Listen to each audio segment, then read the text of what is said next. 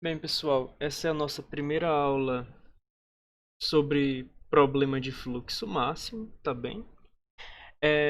Na parte de otimização, a gente já tem visto modelagem matemática, né, em termos de programação linear. A gente também viu resolução de problemas lineares, que pode ser feito num tempo bom, utilizando o método simplex, num tempo que costuma ser polinomial, tá bem? E a gente viu em contraste programação inteira. Programação inteira tem modelos matemáticos, concerne modelos matemáticos que muitas vezes modelam problemas NP difíceis. Então, em programação inteira, a gente não tem tanta esperança de resolver um modelo matemático, né, de achar a melhor solução para um modelo matemático em tempo hábil, em tempo polinomial. Por outro lado, o problema de fluxo máximo ele é um problema bastante versátil de programação inteira, no sentido de que diversos outros problemas podem ser vistos como passagem de fluxo em um digrafo, certo? E o problema de fluxo máximo ele é um problema que pode ser resolvido em tempo polinomial. Ele possui algoritmos de resolução polinomial para as suas instâncias. Então, dada a sua versatilidade e o fato de que ele pode ser resolvido em tempo polinomial, o que implica que diversos cenários de outros problemas também podem ser resolvidos em tempo polinomial, uma vez que podem ser postos como passagem de fluxo em um digrafo, esse problema merece destaque dentre os problemas de programação inteira porque ele nos habilita a resolver diversos casos de outros problemas de programação inteira utilizando os seus métodos, tá bom? Então, a nossa primeira preocupação está em definir o que é o problema de fluxo máximo. Para isso, eu tenho aqui uma figura que eu peguei no Google Imagens, tá?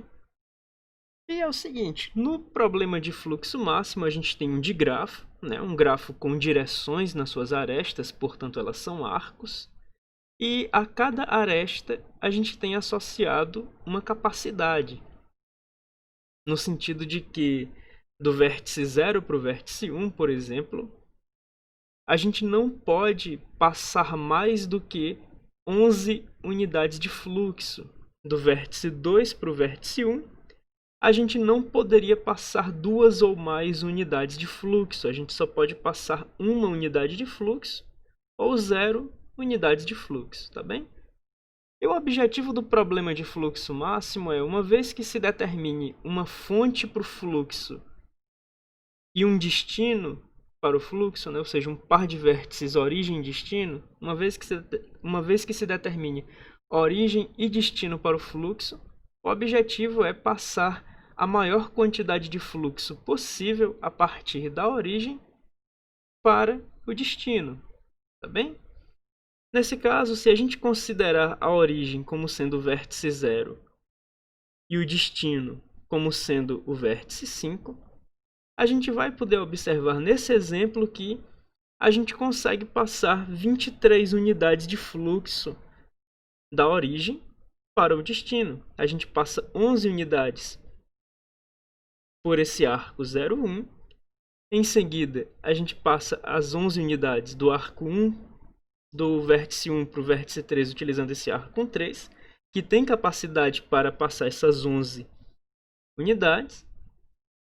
E a gente passa as 11 unidades do vértice 3 para o vértice 5 utilizando esse arco, que vai de 3 a 5 com capacidade de 19, tá bom? Então aqui você observa que a gente conseguiu passar 11 unidades de fluxo seguindo esse caminho aqui que eu estou fazendo com o mouse. No que a gente passou 11 unidades de fluxo seguindo esse caminho, a gente esgotou a capacidade do arco 0,1, a gente reduziu para 1 a capacidade do arco 1,3 e a gente reduziu para 8 a capacidade do arco 3,5. Bom, a gente ainda pode passar 12 unidades de fluxo do vértice 0 até o vértice 5. Como que a gente vai fazer isso? Bom, Primeiro a gente vai passar 4 unidades de fluxo do vértice 0 para o vértice 5. Por esse caminho bem aqui. A gente passa 4 unidades do 0 para o 2. As 4 unidades vão do 2 para o 4. E as 4 unidades vão do 4 para o 5. Daí, a gente já tinha passado 11 unidades por esse caminho. E agora a gente está passando 4 unidades por esse caminho. Ou seja, a gente agora já passou 15 unidades de fluxo. A capacidade desse arco agora está reduzida a 8. A capacidade desse arco está reduzida a 7. E a capacidade desse arco também está reduzida a 0. Ou seja, esse arco ele já não tem condições de passar fluxo do vértice 4 para o vértice 5. Ele já está passando o máximo de fluxo que ele consegue, que são as 4 unidades que a gente passou por esse caminho. Tá bem? Então a gente já conseguiu passar 15 unidades de fluxo do vértice 0 para o vértice 5.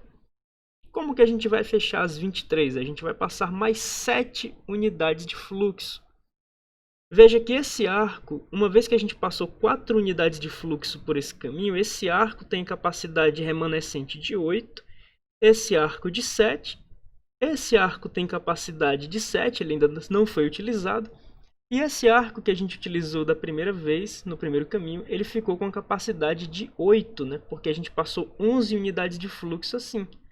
Então, esse arco do 3 para o 5, ele tem 19 menos 11, ou seja, ele tem 8 unidades de capacidade remanescentes. A gente ainda pode passar 8 unidades de fluxo por esse arco, tá bom?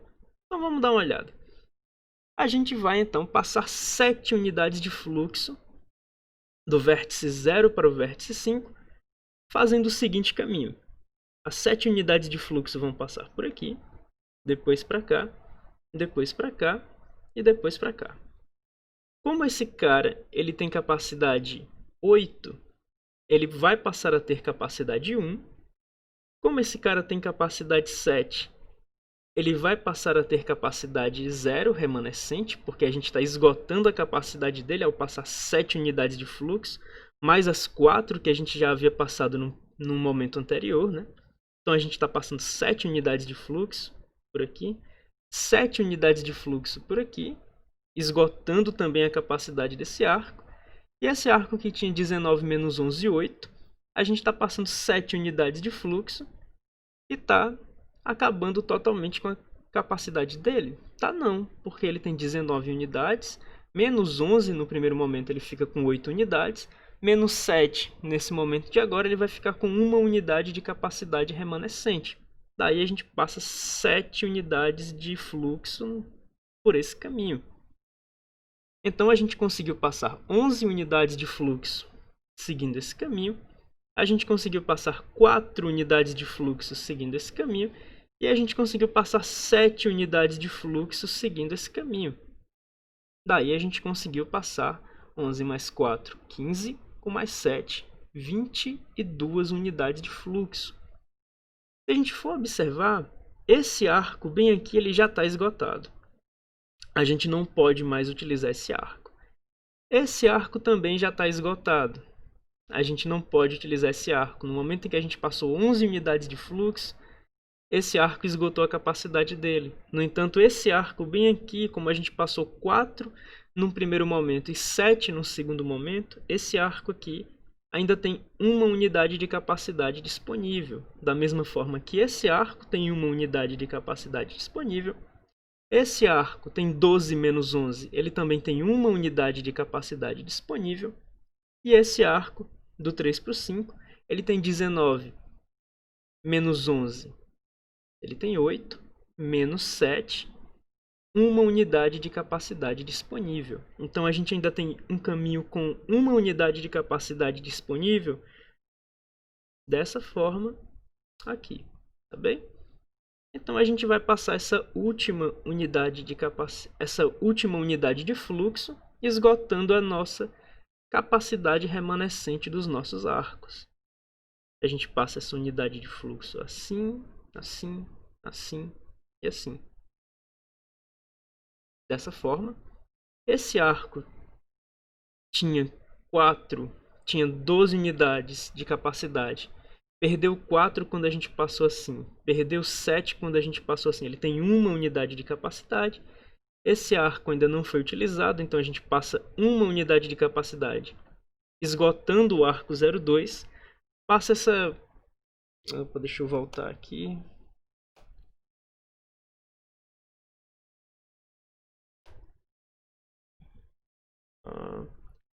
Passa essa unidade de fluxo do 2 para o 1, esgotando também a capacidade desse arco. Esse arco tinha 1 de capacidade, depois da gente ter passado 11 de capacidade nesse sentido. A gente esgota essa unidade de capacidade remanescente, passando 1 unidade de fluxo para cá, do 1 para o 3. E por fim, esse arco também tinha 1 unidade de fluxo de capacidade remanescente, e a gente passa 1 unidade de fluxo que estava vindo nesse caminho até aqui, a gente passa do 3 para o 5, finalizando o esgotamento da capacidade do arco 3,5, tá bom? Então, nesse cenário, com esse digrafo, a gente consegue passar 23 unidades de fluxo do vértice 0 para o vértice 5. Bem?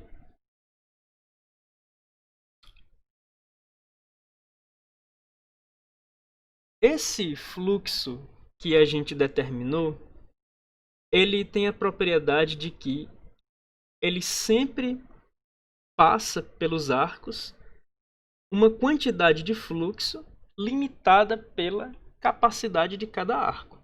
Ou seja, a gente está construindo, a gente construiu aqui nesse exemplo, um fluxo viável, um fluxo que não viola a capacidade dos arcos. Um fluxo também tem uma força, que é justamente a quantidade de unidades de fluxo que a gente consegue mandar da origem para o destino. E a força de um fluxo pode ser medida como o somatório dos fluxos que são atribuídos aos arcos de saída da origem. Nesse caso, as capacidades dos arcos de saída da origem são 11 e 12, e como a gente percebeu na nossa argumentação, essas duas capacidades foram exauridas, ou seja, a gente conseguiu passar 11 unidades de fluxo por aqui e 12 unidades de fluxo por aqui, esgotando completamente as capacidades de 11 e 12 dos arcos de saída da origem. Então a gente percebe que a força do nosso fluxo é 23. A força do nosso fluxo é 23, e 23 é o somatório do fluxo passando pelos arcos de saída da origem. Da mesma forma, a gente também exauriu a capacidade dos arcos de chegada no destino. A gente passou, no fim das contas, 19 unidades de fluxo por esse arco e 4 unidades de fluxo por esse arco, esgotando completamente as capacidades de 19 e 4 dos arcos de chegada no destino. Uma outra forma de ver a força de um fluxo, portanto, é a partir da soma do fluxo que vem passando pelos arcos de chegada no destino, tá bom? Apenas não confundam as capacidades que estão escritas ao lado dos arcos com as unidades de fluxo que estão passando por eles. Nesse caso, esses valores coincidem porque essas capacidades foram esgotadas, tá bom? Partindo para um ponto de vista mais formal, uma vez que a gente viu um exemplo, a gente tem que, no problema de fluxo máximo, nos é dado um digrafo, um grafo direcionado, e uma função de capacidade. Uma função de capacidade que atribui a cada arco do nosso digrafo um número inteiro não negativo representando a sua capacidade. Um arco pode ter inicialmente capacidade nula, ou seja, ele não suporta passagem de fluxo. Ele pode ter uma capacidade positiva, ou seja, ele suporta alguma passagem de fluxo, tá bem? O que não faz muito sentido é a gente ter capacidades negativas. É estranho, né? E dado esse par de digrafo com capacidades associadas aos seus arcos, o nosso objetivo é, dados os vértices S e T do digrafo, que a gente vai chamar de origem e destino, ou source e target, o nosso objetivo é passar a maior quantidade de fluxo de S para T que a gente conseguir, respeitando a definição de um fluxo viável. E o que seria um fluxo viável? Pois bem, a primeira coisa é que a gente não pode passar mais fluxo por um arco do que a sua capacidade permite, tá bom? É como se você pensasse que você pode pensar que os arcos são uma espécie de cano, uma espécie de duto, e aquele duto ou aquele cano tem uma certa capacidade de vazão e você não pode superar essa vazão, porque aí você quebraria o seu sistema tubular, o seu sistema de canos, tá bom? Então, existe essa primeira restrição que você não pode superar o fluxo que passa por um arco, não pode superar a capacidade daquele arco. A nossa segunda restrição é que, como o nosso fluxo está saindo de S e está chegando em T, não faz muito sentido para a gente atribuir fluxos aos arcos de tal forma que haja fluxo chegando em S e saindo de T, tá bom? O fluxo ele parte de S e, portanto, não faz muito sentido ele chegar em S. O fluxo ele tem como destino o vértice T, portanto, faz sentido que o fluxo chegue ao vértice T e não que o fluxo saia do vértice T, tá bom? Para os demais vértices do grafo, para além da origem e do destino, a gente vai ter a propriedade de conservação de fluxo, ou seja, como aqueles vértices eles nem estão criando fluxo, como é o caso da origem, nem estão consumindo fluxo, como é o caso do destino, todos os demais vértices do grafo, ou seja, todos os vértices que não são a origem ou o destino, têm um comportamento conservativo em relação ao fluxo, ou seja, a quantidade de fluxo que um vértice recebe vai ser igual à quantidade de fluxo que aquele vértice manda para alguns outros vértices, certo? Se um vértice V, que nem é origem ou destino, recebe 3 unidades de fluxo pelos seus arcos de chegada, ele vai, a partir dos seus arcos de saída, distribuir 3 unidades de fluxo para alguns outros vértices.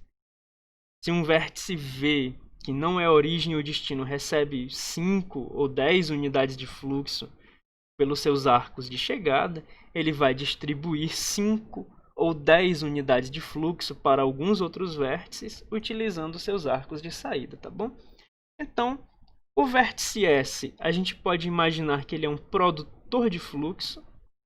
O vértice T, a gente pode imaginar que ele é um consumidor de fluxo. E os demais vértices, a gente pode imaginar que são conservadores de fluxo. Eles repassam fluxo, mas eles nunca produzem e nunca consomem fluxo, tá bom? O único vértice que produz fluxo é o vértice S. O único vértice que consome fluxo é o vértice T. Todos os demais são conservadores de fluxo, não consomem fluxo e não produzem fluxo, tá bom? A gente vai utilizar novamente aquela notação identificando os arcos de saída do vértice U e os arcos de chegada do vértice V, tá bem? E a gente vai estabelecer variáveis f, né? F de fluxo, estabelecer variáveis f para determinar quanto fluxo deve passar por cada arco. O nosso objetivo é determinar quantas unidades de fluxo vão passar por um certo arco. Isso para cada arco, né? Então, a gente vai ter variáveis f, uma associada a cada arco, e essas variáveis vão estar preocupadas com essa tomada de decisão. Cada variável f vai indicar a quantidade de fluxo que passa pelo seu respectivo arco. O nosso objetivo com as variáveis f é construir um fluxo viável, certo? E que tenha a maior força possível. Ou seja, o nosso objetivo é passar a maior quantidade de fluxo de S a T, utilizando um fluxo viável e passando a maior quantidade de fluxo possível, de S para T. Então a gente toma o nosso modelo matemático, o nosso modelo de maximização,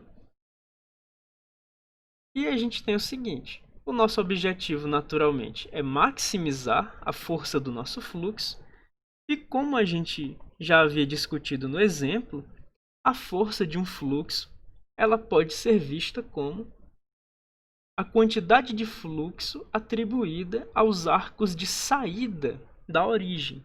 Portanto, esse somatório da função objetiva, ele lida com as variáveis associadas aos arcos de saída da origem e ele soma o fluxo atribuído a cada um desses arcos de saída da origem.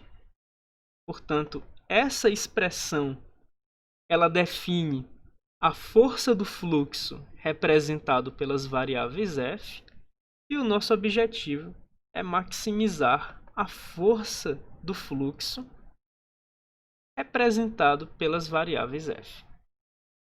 Bom, a gente precisa também determinar que o fluxo ele é conservado pelos demais vértices. Daí, como a gente precisa determinar que o fluxo é conservado pelos demais vértices, ou seja, ele nem é produzido, nem é consumido em vértices que não sejam o S e o T, a gente vai ter, para cada vértice que nem é a origem e nem é o destino, uma restrição desse tipo. E o que essa restrição nos diz? Essa restrição nos diz que a quantidade, na verdade, vamos começar por esse lado.